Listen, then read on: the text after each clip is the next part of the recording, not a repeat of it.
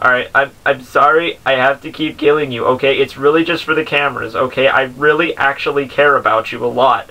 Because you're really the only friend I've ever had on this show, and it's just really hard, and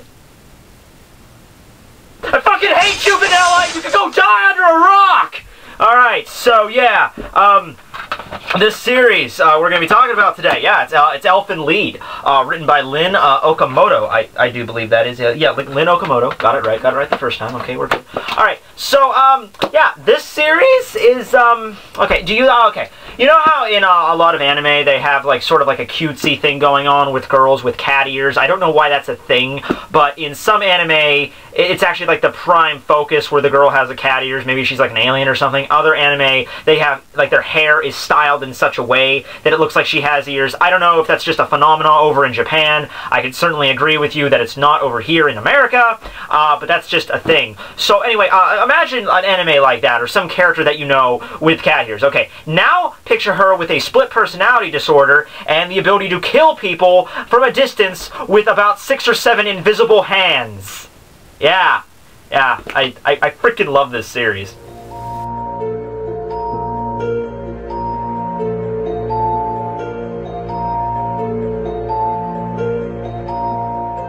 Alright, Elfen Lied. Okay, so, this manga right here, well, this anime right here, but the manga's better, but you know what I mean.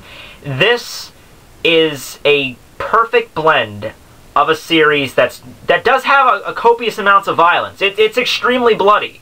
But at the same time, it is actually a very beautiful story. I mean, it's like if the characters in Gantz you actually cared about, and you actually, you know, wanted them to survive, and you wanted them to live, and so it's not that far cry to call it a Gantz with a humanity factor. You know, maybe the fact that it's written by a woman, maybe that helps a little bit there. I'm not saying that men are not capable of writing, you know, romantic stories that also have violence that, like, tug at your heartstrings, but this series does it so freaking well. It really makes you think more about how, you know, like, racism, how people are treated based on their appearances. It also makes you really think about exactly how the mind works, because yeah, you can look into this on so many levels. There could be an entire class at a college devoted to studying the effects of Elfen Lied, and how it's like Eva. You know how Eva is one of those animes that everyone knows about, and it's one of the ones that are like really mind screwing. Now, for those of you who have just watched the anime, this might not apply too much. The anime really is just more for you know, the gore factor there, although there is a factor to humanity as well. But read the manga, really, you need to do that. I don't own any of the volumes, but I have read it. You really need to check that shit out if you really want to get the full experience here. Okay, so, plot. There's a girl named Lucy who is a Diclonius. Diclonius have a mutation where they're cat ear type things. They're horns. They're not cat ears. They're horns, but they look like cat ears, that protrude from their skull. And that's the physical difference, although most of them tend to have pink hair. I mean, that's another difference there, but it's anime world, so pink hair is normal. But the cat ear thing, the horns, that's not so much normal. So, the Diclonius, aside from having the differential of the horns, they also have an ability called vectors, or receptors. Basically, they have the ability to manipulate these invisible hands from their body. And the number of hands they can create and the distance they can send them out varies between Diclonius depending on how strong they are. But these things are basically these vibrating hands that are able to cut things cleanly, grab things, pull them, strangle them. You can think of all the fun things you can do with invisible hands. You know, every single slasher movie would pretty much be over within 10 minutes if that was the case. But this one girl named Lucy is one of the most powerful, and she's also kind of referred to as the queen of the Diclonius. See, Diclonius don't have the ability to mate or breed the way that humans do. They can't just, you know, get it on at a hotel bedroom in South Carolina in 1992 and hope to end up with a Tekking the next year. You really didn't need to know that origin story, did you? But anyway, separating from that fact, the Diclonius can breed, however, they have to do it through humans first. So basically, any human that comes in contact with the vectors is inseminated and ends up with the Diclonius virus, and that's how they breed, except for Lucy, who I think is just able to breed just the normal way. So Lucy is one of the most powerful, and she's being kept in this big underground research facility, and eventually breaks free, not before murdering a good 20+ members of the institution, which, by the way, in the anime, and even in the first chapter, yeah, that happens immediately. Like, that's the first thing you see, is a guy's dismembered arm lying on the floor as he's brutally murdered with a pen. yeah, it's pretty bad. There's characters that you think are going to be main characters. No, they're gone. They're dead. Yeah, so that's how that works.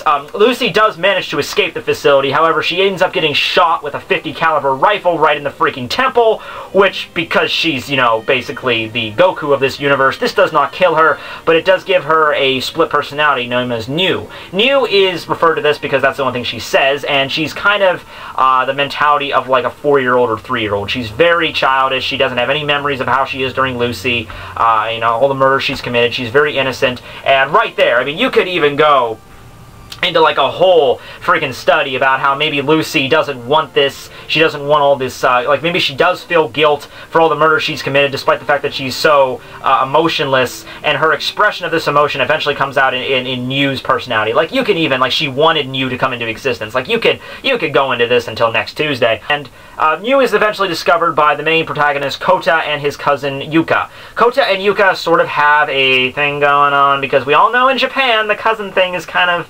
lenient, so, you know, just go with it, right? Just go with it. So anyway, they discover New, and they kind of care for her as just this random girl that's there, and is apparently being hunted by these people because she has these horns on her head, and they realize they can't take her to the hospital, they can't take her anywhere because she'll be, you know, sent off to God knows where, so they just kind of look after her for the most part. I don't want to go any more deeper into the plot than that, because after that, that's when shit starts getting real, although I will bring up another main character of the series, and that is Bondo. Bondo is, he's like if you take Rambo combined with Vin Diesel, combined with maybe a little bit of Samuel L. Jackson, you know, with that, yeah, I have to add in the cursing. That's basically what you get. Bando is a badass. He's basically like just one notch below Super Soldier. He's the best trained soldier in the military. He can like take down any target, and he's commissioned to go and take out Lucy after she escapes the lab. I'm just gonna leave it at that though, because what happens next with him is freaking beautiful. Alright, so that's just the, most of that was all of that's in the anime. When it comes to the manga, though,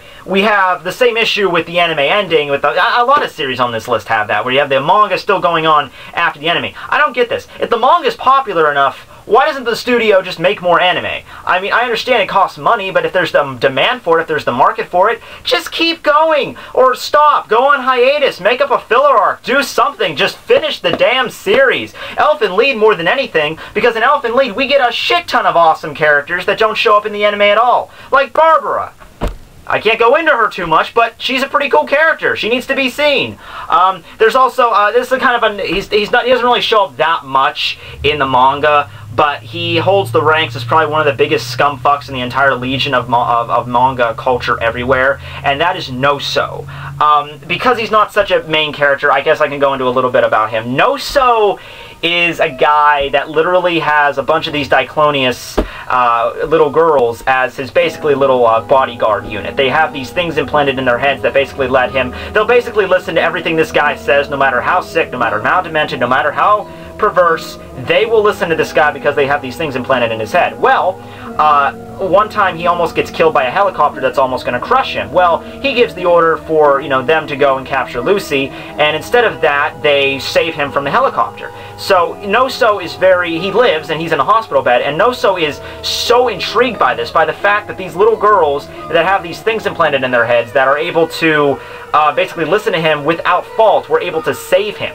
So he gets in his head like, oh, well, despite all these terrible things I made these girls do, you know, they seem to have true love. Maybe true love is the thing that really... Actually, no, he doesn't really even have that. He just kind of does it just for an experiment, really. I was going to say he was interested in maybe they have true love. Maybe they have something beyond just maybe they're just zombies. So maybe I'll take the implant out and I'll see how they react. No, because he really just does it just because he's... I wonder what would happen if I did that, because they seem to be cool with me. I'll take this out and see. Well, no, let's just suffice it to say that it doesn't go so well for Noso in the end.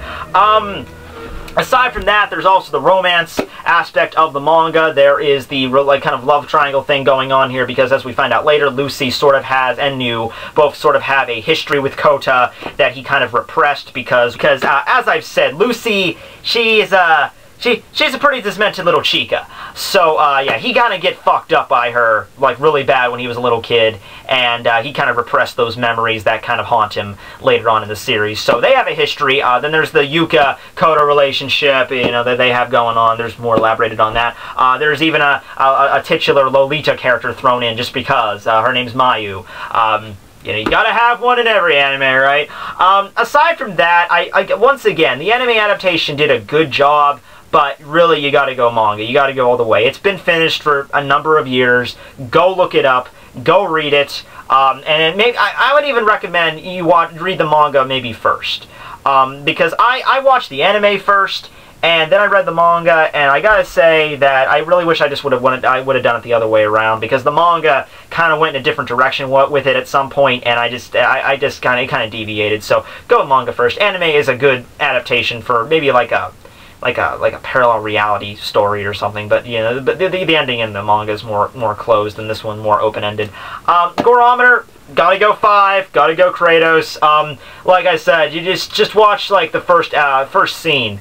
And of course it's going to be better in the anime because it's going to be animated, of course, but just the first scene in the series, that's enough to get it on Kratos level bloodbath right there. And the whole thing, though, is that it's even more disturbing because she doesn't kill people just by killing people. I mean, she does, but she doesn't have any emotion over it. The first scene, she has this big, this helmet on, so you can't see her facial expression. You don't even see what she's looking like, but you can hear her voice. And all the while she's doing this, she's committed mass homicide. You know, killed like freaking 2 freaking baker's dozens of security guards, and all the while she's humming this very pleasant tune and from her childhood, and it's so nice and peaceful. It's the songs of the elves, and it's even the opening title is jarring. You know, like the opening title, which I've played throughout this video, is so peaceful, so calming, and it even kind of like speaks to your your emotional side. And then bam, first scene, holy shit, yeah, you like that, huh? How'd you like that?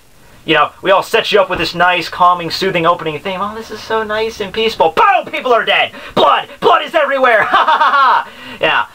So yeah, all in all, good series. Go check it out. Next time. Oh, next time.